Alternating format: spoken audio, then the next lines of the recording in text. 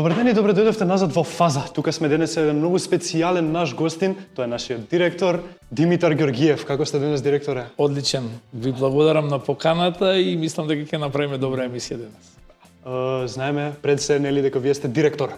Но знаеме исто така дека вие сте професор по спорт. Каде почна ваша таа кариера како професор по спорт?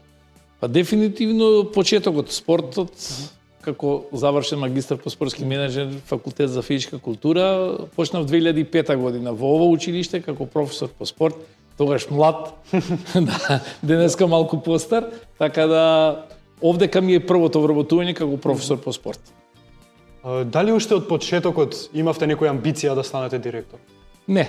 Немав на почетокот воопшто амбиција да станам директор, бидејќи спортот го сакав и цело време уживав во него, игра професионално фудбал, потоа професионално куглав 10 и кусур години и до ден денес се занимавам со спорт, рекреативно, дефинитивно, да. Идејата или желбата за директор така настана случајно, буквално случајно и горд сум дека ја прифатив таа улога и мислам дека направивме добра работа со училиштево дефинитивно. Од она што беше пред 2018 година и ова што е денес Михајло Пупин. А што беше некој најтешкиот дел од тој премин од професор до директор? Најтешкиот премин? Да бидам искрен, обструкциите што ги имав. Дефинитивно. Тешкиот период беше првите 2-3 години дефинитивно, бидејќи не ги знаевме работите, како идат, што идат и периодот на учење. Значи, и кога почнуваш како професор или во било која професија, секогаш нели на почетокот ти е тешко учиш, но со текот на времето тие работи се осознаја, значи работите ги научивме како треба да бидат, што треба да бидат, како да се функционира. Менеджирањето е една посебна улога во училиштето и мислам дека ние како професори по спорт и на тоа вие сте помлади во една поранешна држава што живеевме, која се викаше Југославија, на целото ниво на таа, на сите тие 6 републики, највеќе директори или менаџери по школите беа професори по физичко воспитување. Тоа и денес не е случајно, поради тоа што не знам, имаме некој друг однос према и вработените и према учениците и се, и мислам дека успехот се гледа. Дали понекогаш можеби ви фали таа настава во сала со ученици? Да, дефинитивно. Јас и како директор се спуштам кај моите колеги што се професори по спорт и секогаш ми фалело овие изминати години, но и таа љубов према спортот не престанува. Но нели обврските се на една страна. Јас сум сепак горд на сето она што Михајло Пупин е денеска и вие како ученици наши сте сведоци на она што го имаме и како спортските сали и училишниот двор, за разлика од нели бидејќи сме стручно училиште, никогаш не ги оставивме на страна сите. Одиме буквално по сите предмети да имаат се што треба да имаат едни ученици. А како се смени вашиот однос кон колегите после станувајќи директор? Па јас мислам дека не се смени воопшто. Јас до ден денес сум со сите мои колеги другар, пред се колега, пријател и мислам дека и самата позиција директор не треба човекот да го менува.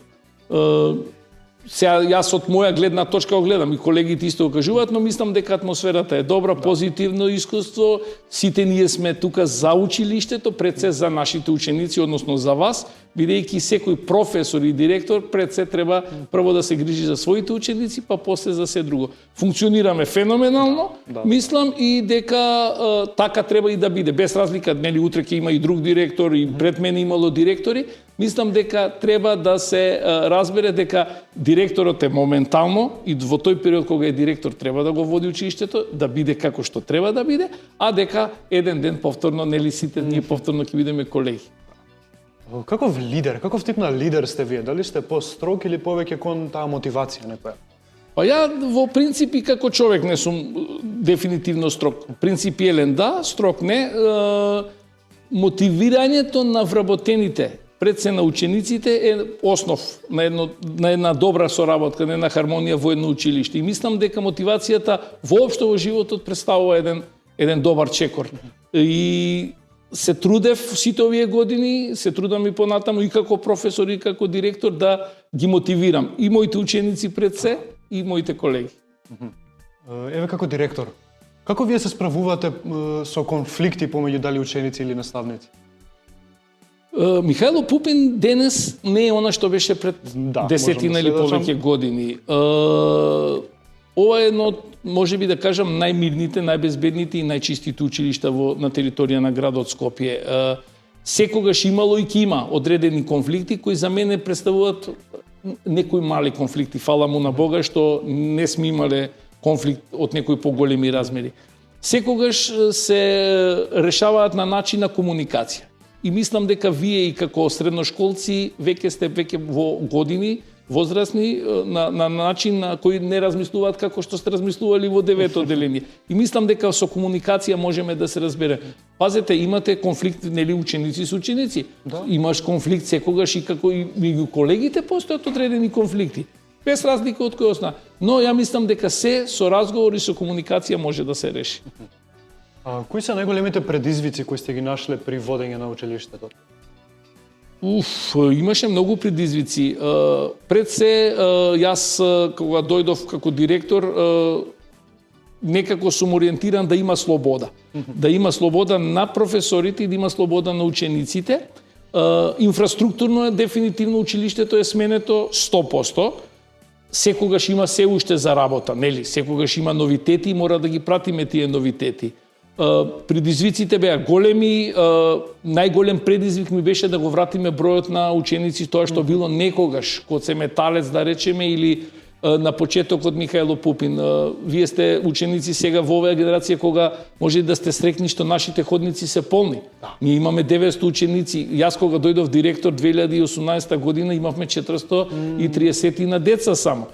И едно училиште може да биде и најдобро, може да има секаква опрема, но ако е празно и ако нема ученици, тогаш не ни вреди ништо. Затоа ние почнавме со една стратегија со која ја работиме години навака и ни дава резултати да запишуваме одличен број на ученици и мислам дека пред се највеќе е битно да бидат учениците задоволни, бидејќи вие нас не продавате, ние можеме да правиме што сакате, но она што го добивате како настава, како учење и инфраструктура е она што мислам не продава надвор пред родителите и учениците што треба да ни дојдат во иднина. Еве да преминеме назад кон спортот. Колку сметате вие денес дека младите се заинтересирани за таа физичка активност? Јас лично ако збориме за во училиште, многу е битно инфраструктурата на училиштето. Еве сега вие приметивте, отворивме спортски центар надвор. Да. Заинтересираноста на учениците на часовите е зголемена сигурно за 50-60%. Кога му овозможуваш на ученик да има одлични услови, тогаш и тој повеќе сака да вежба. Од секогаш тука, бидејќи ние нели важиме или важевме за машко училиште, овие години наназад се повеќе девојчиња ни се запишуваат. Спортот секогаш имало интерес на часовите по физичко и мислам дека треба малаите да спортуваат. Денеска нели технологии повеќе седат на телефони цело време. Мислам дека треба да спортувате не само дека утре ќе бидете некои врвни спортисти, туку едноставно начинот на живот го менувате. Значи социализација, дружење, разбирање на противникот, да осетите што е пораз, што е победа, да не се лутите, значи да го прифаќате тоа како една нормална работа во животот. Така да мислам дека младите треба повише да спортуваат, а конкретно нашите ученици мислам дека се задоволни. И ние сме можеби единствено училиште каде што знаете дека во други училишта има по 2-3 класа, да речеме, на час по физичко во една сала. Да. Ние тоа, фала му на Бога, имаме прекрасни услови и не се случува да има 2 класа во една сала или надвор, бидејќи имаме премногу и предобри терени за спорт. Да. Еве спомнавте технологија. Дали мислите дека таа технологија го има намалено интересот на младите кон спортот? Па до некаде да, но се зависи и од тоа во какво друштво сте, како размислувате, како ги гледате работите. Да, спортот можеби е намален до некое ниво, но мислам дека има голем број на млади луѓе, поготоа и во 9 одделенци што се и помали тренираат. Имаме премногу клубови во град Скопје и во државата, има голем интерес. за одредени спортови. Жално е што нели и државата не инвестира повеќе во спортот, бидејќи спортот и спортистите се најголеми амбасадори на државата.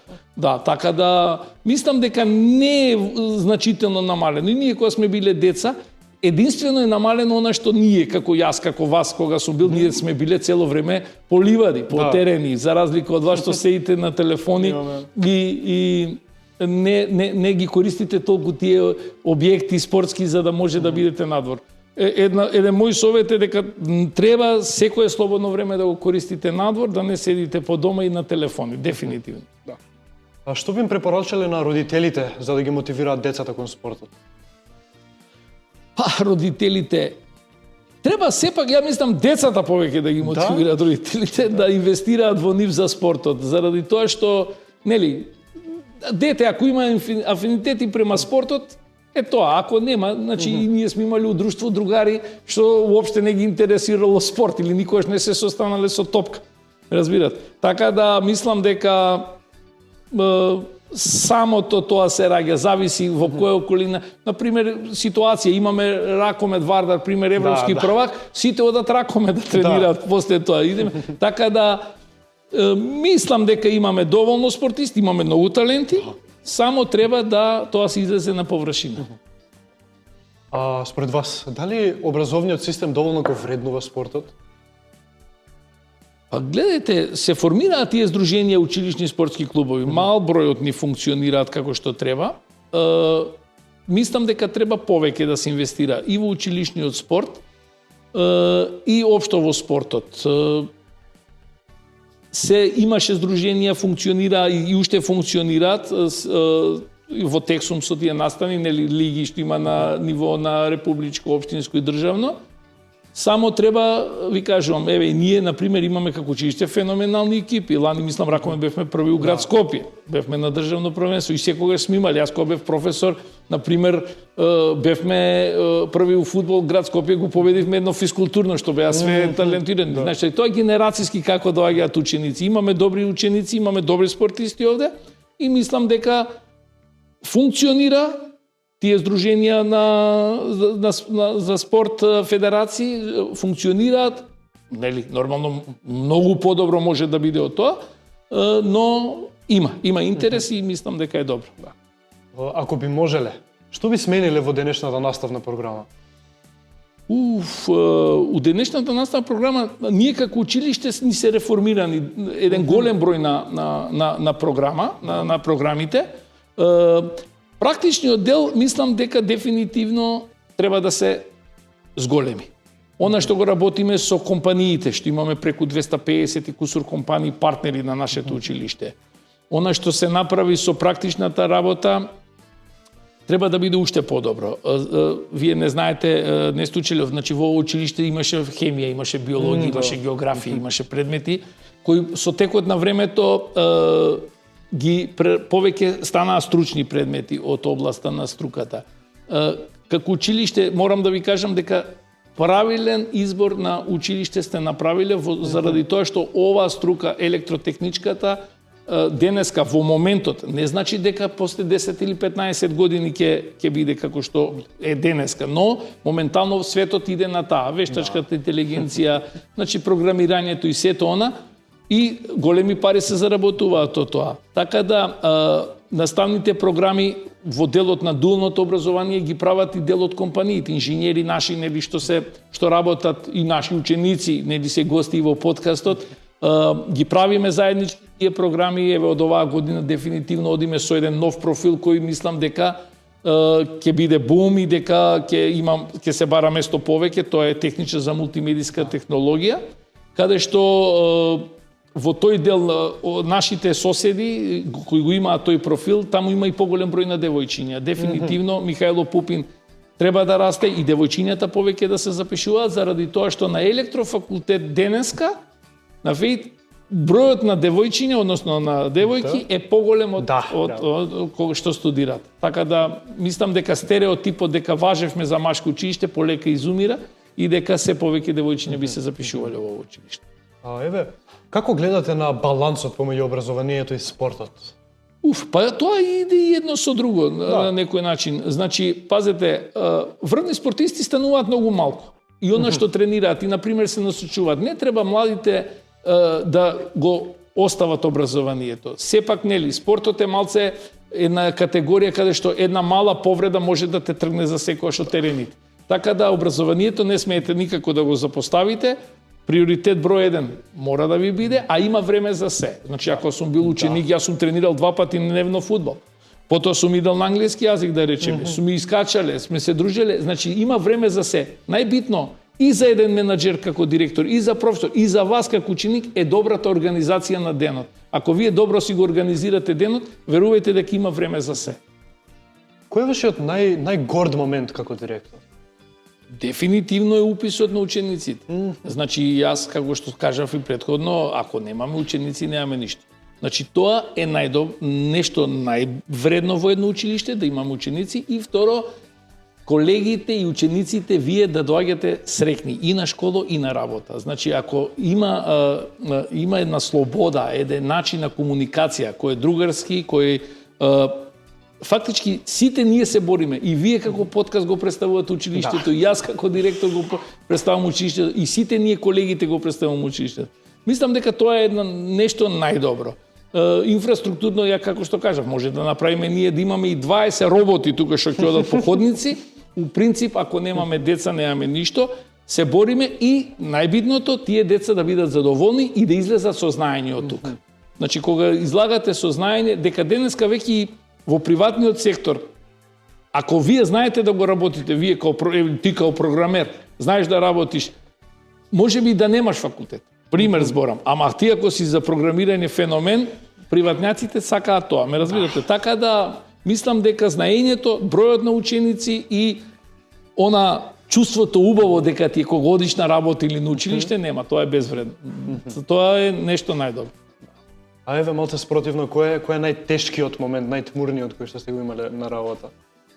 Најтешкиот момент во училиште, знаете, најбитно за едно училиште е грижата према учениците. Мене ми е најбитно сите деца да се живи и здрави, како и колеги. Тоа ми е приоритет број 1. Тешки моменти има.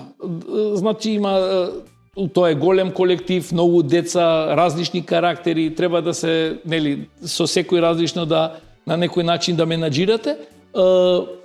Мислам, некој тежок момент во смисла на тоа да стварно имаме некој проблем, сме немале како училиште. Јас и кога дојдов, ние имавме првите 2-3 години страшни ударни уписи. Ние имаме отворени денови каде што ги работиме секоја година во сабота, каде што не влечеме ние деца од 9 оделенците за да дојдат да направиме гужва. Значи доаѓаат сами родители. Михајло Пупин е денеска на добар глас. И се надевам дека и во иднина ќе остане така. Да. Јас стално се шалам со колегите, ние да сме налоцирани на местото у центар, да речеме, би имале 2000 ученици. Јас тоа ви гарантирам, да. Така да, али мислам дека не е проблем. И за патување, вие имате другари од клас каде што гледате дека доаѓаат од Радишани, од Ѓорче, од секаде доаѓаат. Па јас сум учел физкултурно, да речеме, сум патувал со 9, кај имало на 90 минути што се вика еден автобус. Али у принцип далечината веќе и не е проблем.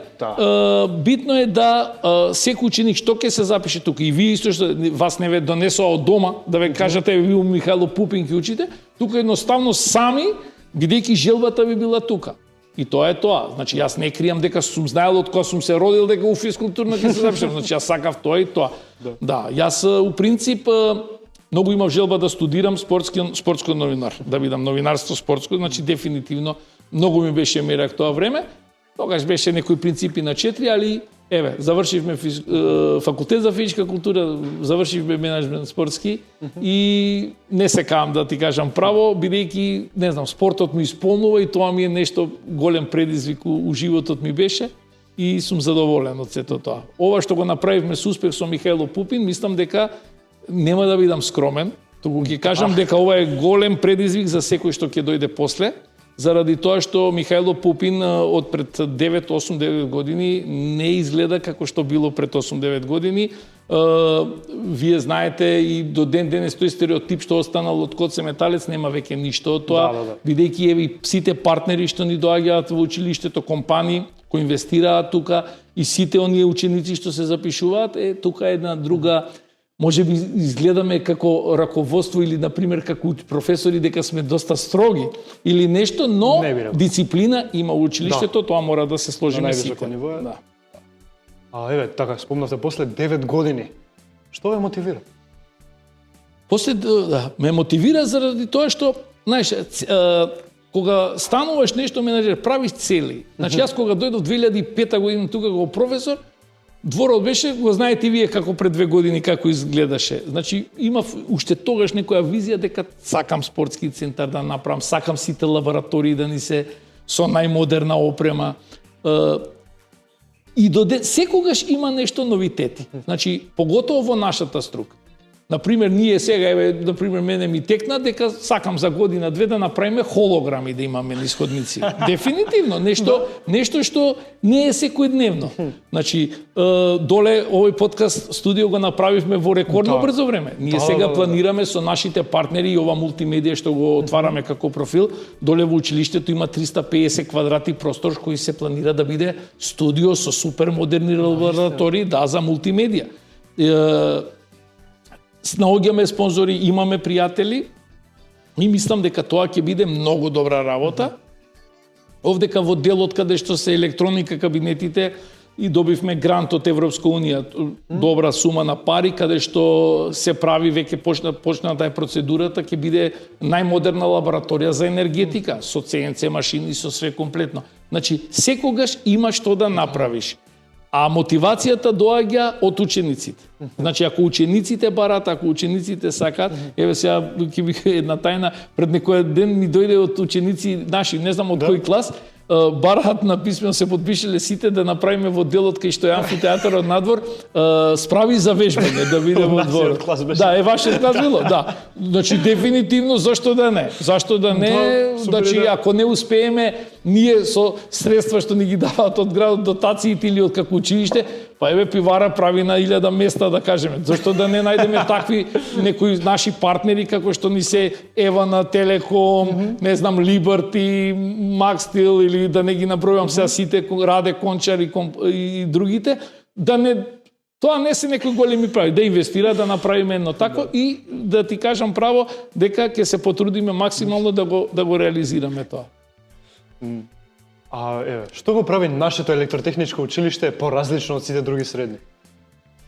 Нашето електротехничко училиште го прави различно од другите училишта, ако збориме за стручните и за гимназиите во комплетна смисла, тоа што мислам дека почитувањето на учениците према професорите, почитувањето на професорите према учениците, почитувањето помеѓу колегите, дисциплината, хигиената, инфраструктурата и сето она што се изгради ова во Михајло Пупин, мислам дека е на едно високо ниво и дека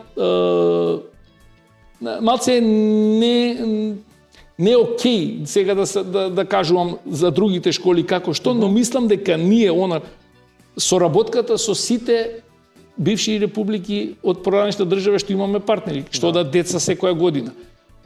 Оние проекти што ги фаќаме на интернационално ниво, надпревари, се е окей. Значи, да не испадне дека ние се фалиме, дека сме најдобри. Единствен проблем во Михајло Пупин, не е само во Михајло Пупин, се стручниот кадар во сите училишта, зборувам за инженери. Електроинженери, хемиски инженери, не знам, доктори или...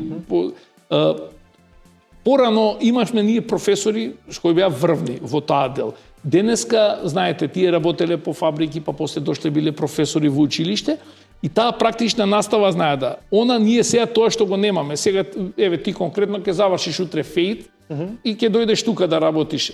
Практичната настава што би ја предавал ти на учениците, не можеш да ја стекнеш со факултет ако друго е да ја стекнеш на работно место во некоја компанија. Сега има некои измени во законот кај што може и дел од инженерите да предаваат одреден број на часови, а ние тоа го гледаме да го анулираме со тоа што дел од фирмите вршат одредени предавања на учениците, односно во дуалното образование, нели одат на пример во Евана, одат во други компании и сега таму сега во Телеком со мултимедија, Телеком ни влага како генерален партнер. Тука ни се телевизија Телма, тука ни е 360 продукција и имаме и уште други компании каде што практичната настава на тој терен, ако не можеме во целост да ја реализираме во училиште, бидејќи нели потребни се и средства и ресурси и кадар, тогаш гледаме на тој начин и мислам дека е добра практика и тоа е добро се исполнува. Знаењето на учениците што го имат, пазете, мораш ти како ученик или сите наши ученици да го сакаат тоа. Значи, ако не сакаш да научиш, не можеш да научиш. А ако сакаш и се трудиш, тогаш мислам нема никаков проблем. Зошто е уписот тука точниот избор за ученици кои сакаат некоја стабилна иднина?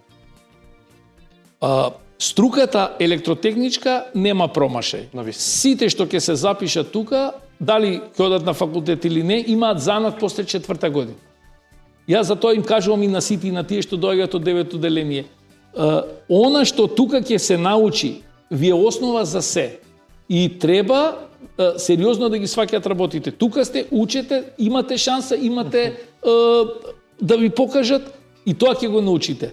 Така да завршуваат они во други и во гимназии, па после одат на електрофакултет. Ама она што го учиме тука како електротехник и останати предмети, тоа веќе е друга приказна и димензија и веќе сте еден или два чекора пред тие што ќе завршат во гимназиите, дефинитивно. А каква атмосфера ги чека новите ученици кои ќе се запишат тука?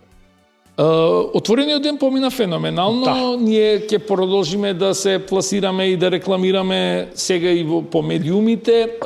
Атмосферата ќе биде онаа што и вие имате денеска. Значи, тоа што го презентираме, тоа е тоа. Значи, не измислуваме ние топла вода.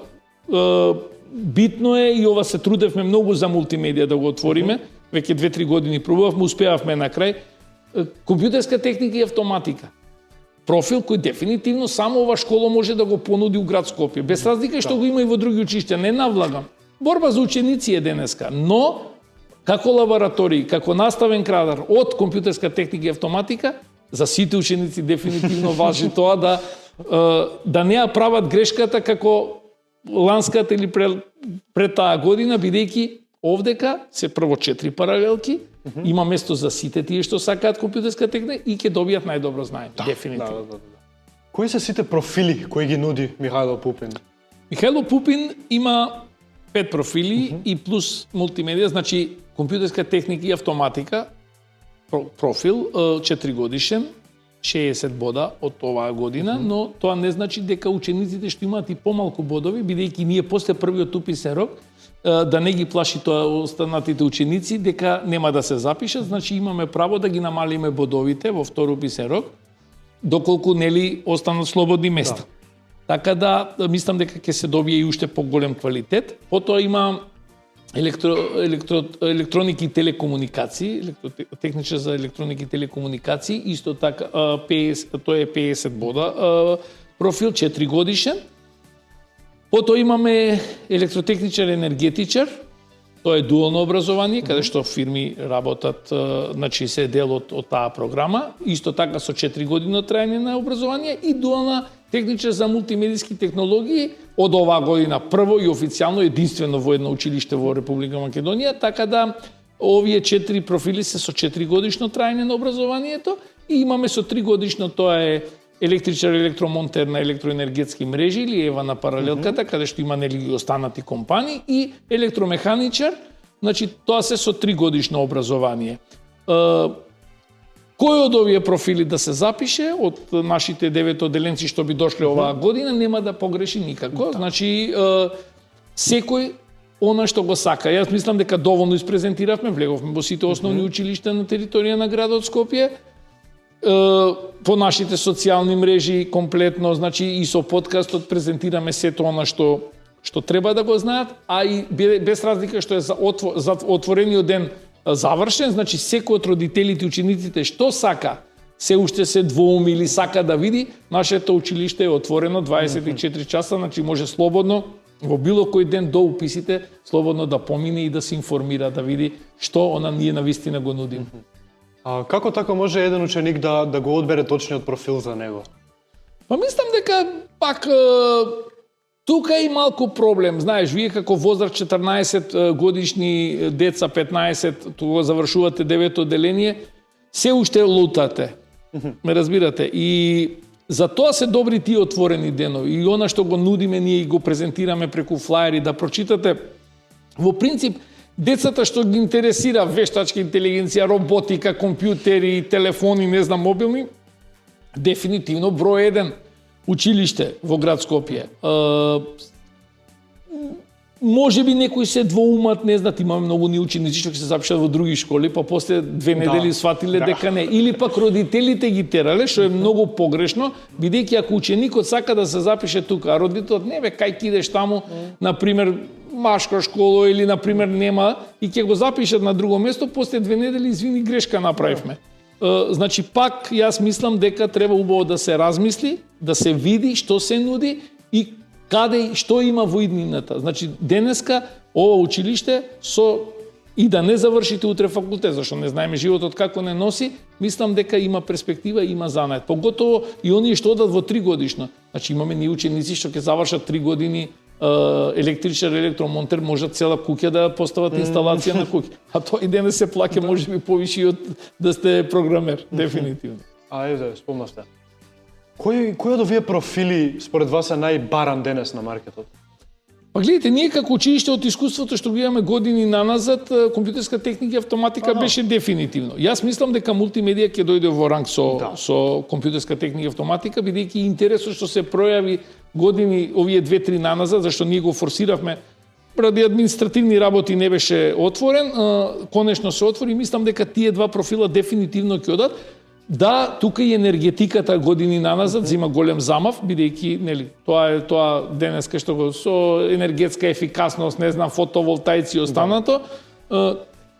Електрониката исто така, електричар број 1 занат дефинитивно. Мислам дека нема лош профил. Едноставно изборот на ученикот што уствари сака да биде.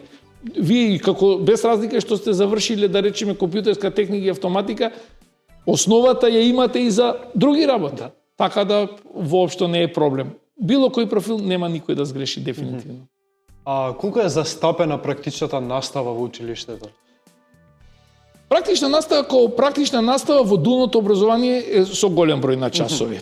Во останатите, знаете и вие, има предмети кај што се делат сега лабораториски вежби и останато, значи како конкретна практична настава не постои, но со она што го направија како предмет учење кај работодавач, феријалната пракса, тие вежби што се прават, мислам дека е добро офатена и дека дава резултати.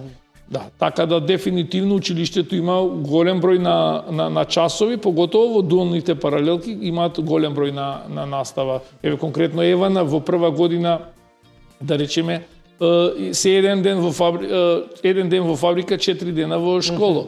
Втора година 2 дена во фабрика, 3 дена во школа, трета година 3 дена во фабрика, 2 дена во школа. Така да има голем број на практична настава и пак ќе кажам, добра волја само напред. Со каква опрема и лаборатории работат учениците во школата? Опрема имаме дефинитивно. Професори имаме исто така. Желбата и соодносот. Тука морам да бидам искрен. Мислам дека инженерите треба повеќе малце да се залагаат од ова што уште да идат повеќе. Значи и така се направени програмите. Теоријата како теорија е друго. За нашата струка практичниот дел мислам дека е повеќе и тука ќе бидам максимално искрен да кажам дека мислам дека треба уште повеќе да се оди во тој дел на практика, со тоа што нели сега и вие гледате во класот, на пример 30 души, 30 деца да кажем има 2-3 што не се ни заинтересирани за тоа, но дефинитивно на оние деца што стварно се заинтересирани треба да им се дават могуćности, а се даваат со тоа што нели имаме и дополнителни и додатни настави каде што може проекти дефинитивно овие надпревари да се јавувате, да учествувате, идеи. Јас не можам да не кажам дека идејата за овој подкаст постигна од вас. Да. Со колешката дефинитивно секој добар начин или представување и она што е од учениците, дефинитивно стојам поддршка за комплетното. Она што исто што го дадовте исто за вежбање надвор да се направи. Значи, секоја добра идеја, битно е да има идеја. Кога децата сакаат да работат нешто, директорот не сме да забрани, односно мора да ги поддржи максимално. А дали учениците работат на реални задачи, на некои инсталации на програми? Да, дефинитивно поготово во профилот 3 годишен, каде што имаме, вие не знам, сигурно влегувате, каде што се кабинетите за Евана, таму се табли, комплетни инсталации, имаме смарт хаусот во седмица кабинет и останати, инсталациите ги работат. Не само инсталациите, комплетно тоа се што треба во тој дел. Да, така да мислам дека не манјка тоа ништо. Да. А може ли некако пообемно да ни раскажете за соработката со фирмите за пракса? Да, значи имаме партнери во огромен број, од кои дел од нив се во дуално образование, кои ни се како стратешки партнери и тука имаме поддршка од нив по секој основ, кога значи со донации, со опрема, меѓусебна е потребата на соработка. На нив им фали наставен кадар, нас ни фалат средства за опрема и тоа го регулираме на тој начин да соработката ни е на едно високо ниво.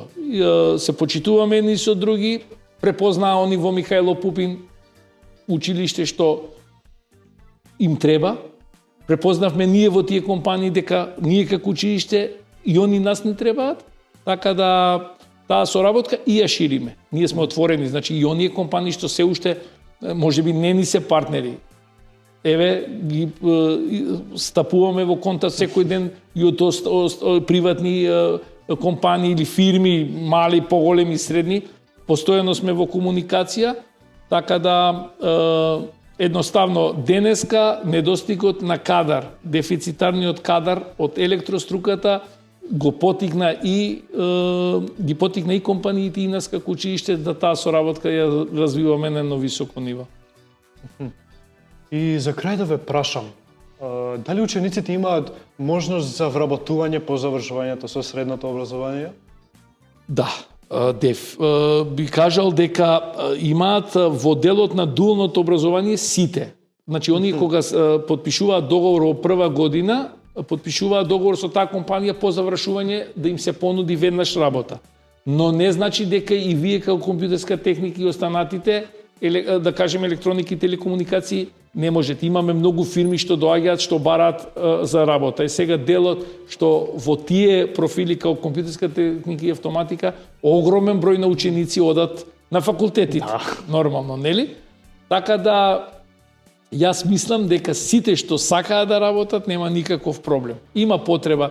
Имам од електротехничката струка и фирмите и компаниите имаат огромна потреба од вработување. Директор, ви благодарам денес што бевте тука со нас. Да? Мене ми беше чест и задоволство. Сакам само да ви посакам една успешна работа. Јас, како што кажав, планираме од септември конечно да се преселиме, да кажеме, и у едно поголемо студио доле, да работиме. Секоја чест за идејата што имавте, секоја чест за овој тим тука што работи комплетно и од мене имате максимална поддршка за се она што имате како идеи, дали ова, дали некоја друга. Се надевам дека и вие сте задоволни со училиштето и сите оние работи што недостасуваат или мислите дека фалат, слободно ние сме отворени за комуникација во секое време и се што можеш, се што е во наша можност и моќ ќе направиме. Ви благодарам уште еднаш за поканата. Емисијата е супер, гледаност има одлична, а поготово името во фаза, значи дефинитивно сте го погодиле и има само позитивни коментари. Морам да кажам дека еве ова би била и последна емисија во овој серијал овој дел, да кажеме, бидејќи идат нели летните одмори и здравје Боже, од 1 септември почнуваме со вториот серијал со повторно многу интересни гости, наши бивши ученици познати. И само продолжете вака, одлични сте.